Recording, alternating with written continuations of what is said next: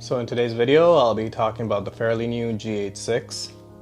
I've had this camera for almost 2 months now, and I've really enjoyed shooting with this camera. I think it's a very powerful tool for indie filmmakers and for event videography.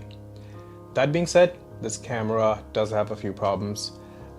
Nothing big. I guess every camera has its own issues. So without wasting any time, let's get started.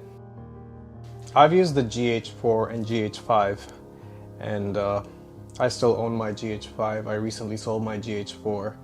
I just felt I had a lot of cameras and I had to get rid of some.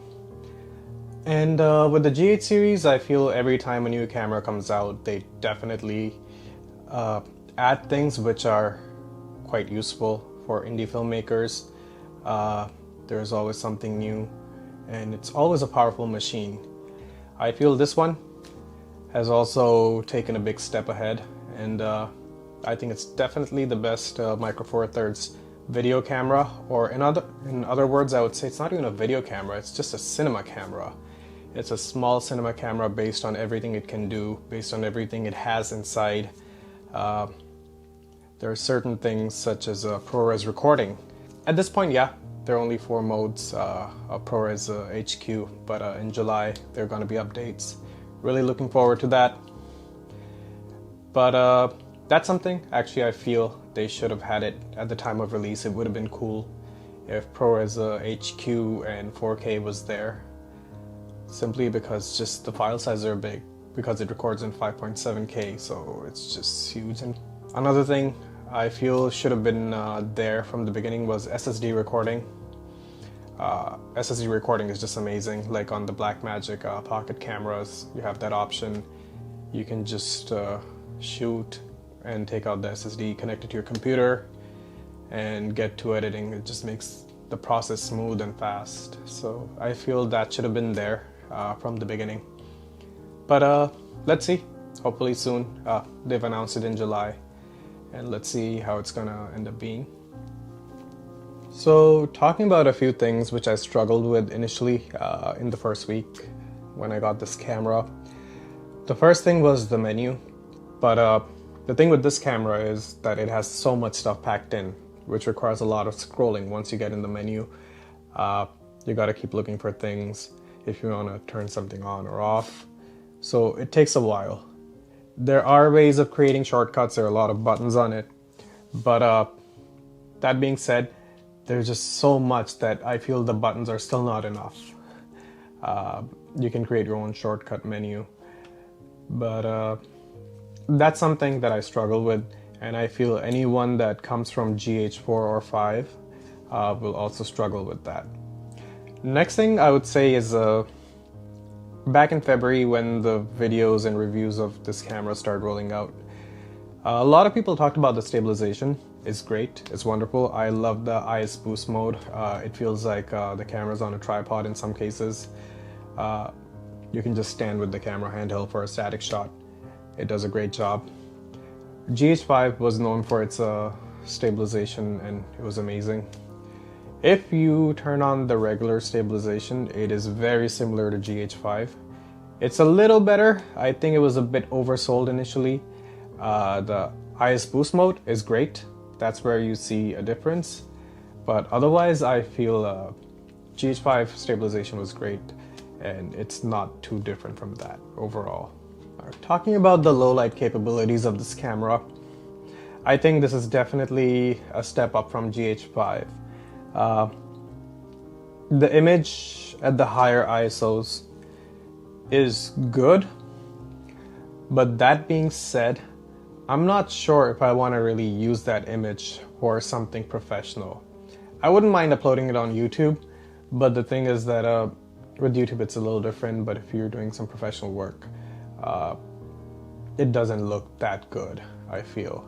But it's definitely a step up, and also I think it's better to have faster lenses for low light, so you don't have to go too high with the ISO. I just feel anything within ISO 4000, or maybe in some cases ISO 5000 is okay. I would probably use it, but above that, Just for fun, I'll play around with it, but I won't use it for something professional. Now switching from low light to daylight and the DR boost mode, I think it's a very good feature to have in this camera. That being said, the only problem I have with this one feature is the starting ISO is 2000, and I think everyone has a problem with that. Not a big issue, but you really need to have some strong ND filters or a matte box with that to shoot in that situation. So now talking about all the great stuff about this camera, there's a lot. Like I mentioned earlier, this is a small cinema camera. I think in some cases this can be the biggest competitor of the Blackmagic Pocket cinema camera series from 4K to 6K because it has more stuff in it. It's a newer camera. It has the full Vlog profile, not Vlog L, and it's already pre-installed. You don't have to pay extra for it. It looks great. The image quality is very nice. It has a bunch of shooting modes. It has a lot of frame rates from 24, of course. It goes up to 300 in variable frame rates. Also 120, 4K, 240 HD. I tried 240 HD. I'm not sure if I like it a lot. I have mixed feelings about it.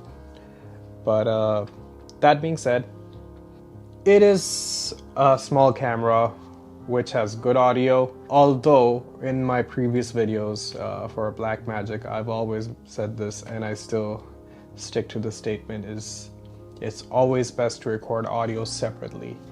Don't record the audio in camera unless you are making a YouTube video like this. It's a different thing, but for films, I think it's always best to have a separate audio track. Don't blend it in your video. Just work around it in post. So one thing I do want to mention about this camera is something that's different from GH4 and GH5 is the body. And I definitely like this body a lot more than the last two cameras. It does have the fan. Also, this camera does not overheat. The fan does not make any sound, and plus you can adjust the settings depending on how you want. So that's not a problem. I like the flip and tilt screen. I like how it has a bunch of customizable buttons on it. And I also like the lock button up there. This way you don't accidentally knock over any other buttons while you're filming. So the body is definitely great. It's much better than the previous models. It feels good when you hold it. And also I have a cage on this now, so it can be rigged up.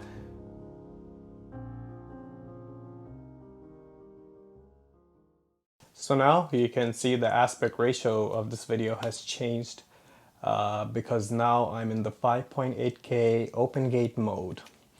Before I talk about the open gate 5.8K, I do want to mention this is pretty much an all 10-bit camera.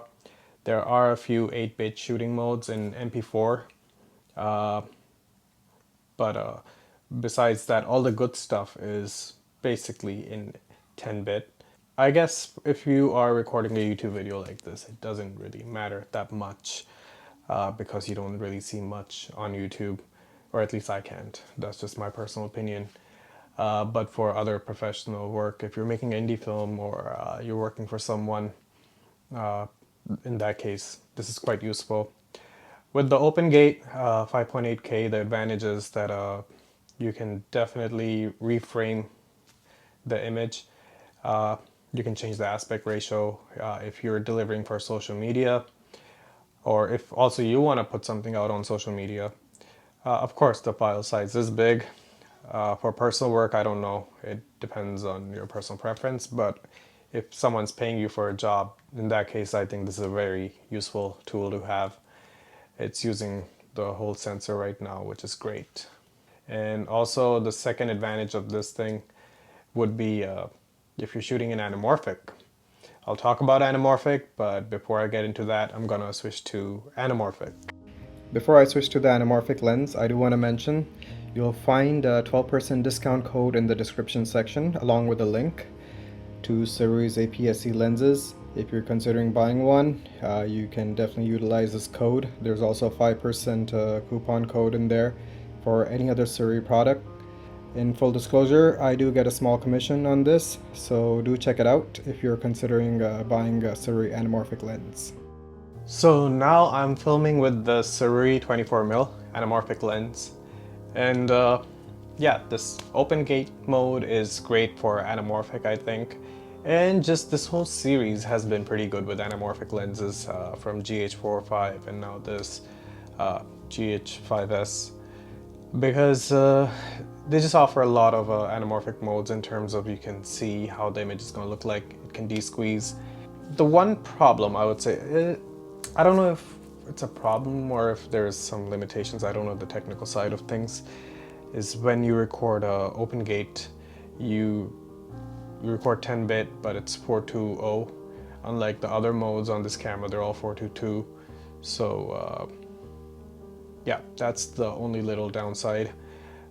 Again, something you can work around, but yeah, this thing, I personally love having this anamorphic mode and the flexibility of reframing the shots.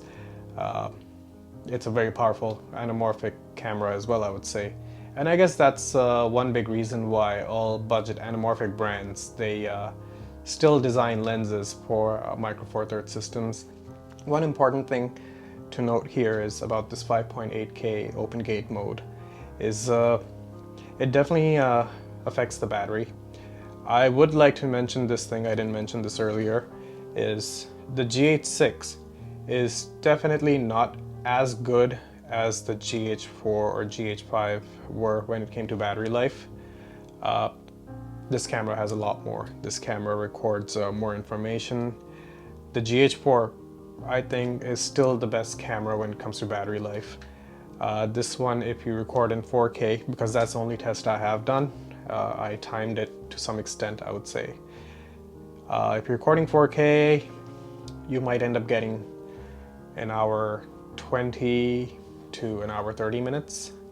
I think GH4 and GH5 definitely, those two cameras were better when it came to battery life. Well, so I'm gonna end this video by saying if you're an independent filmmaker or event videographer, I'm sure this camera is something you should look towards.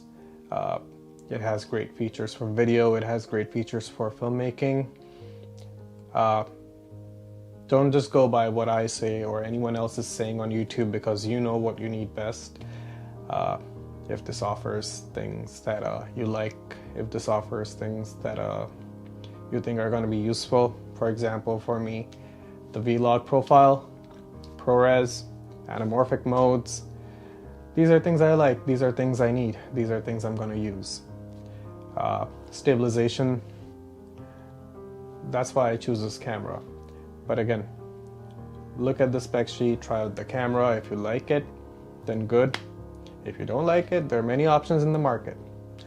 But in my opinion, I think it's a very powerful tool for independent filmmakers. And it definitely provides a lot of flexibility with this mount, with the Micro Four Thirds, because there are a lot of lens options, cheap lenses, expensive lenses, mid-range lenses. You can use a lot of lenses on this camera. Speed booster, it is an additional cost, but with GH series cameras, I guess people do use speed boosters a lot, including the Pocket series camera, the 4K or the original. So yeah, it makes your camera better. It makes it a little better in low light. It makes your camera into something close to a Super 35. So overall, it's a decent camera. It can definitely get better with firmware updates, and I hope it does. Every camera has its problems, every camera has its flaws, this one too. But with what it has, it's pretty good. But anyways, if you like this video, please hit the like button. If possible, please subscribe, and I will see you next time. Thanks for watching.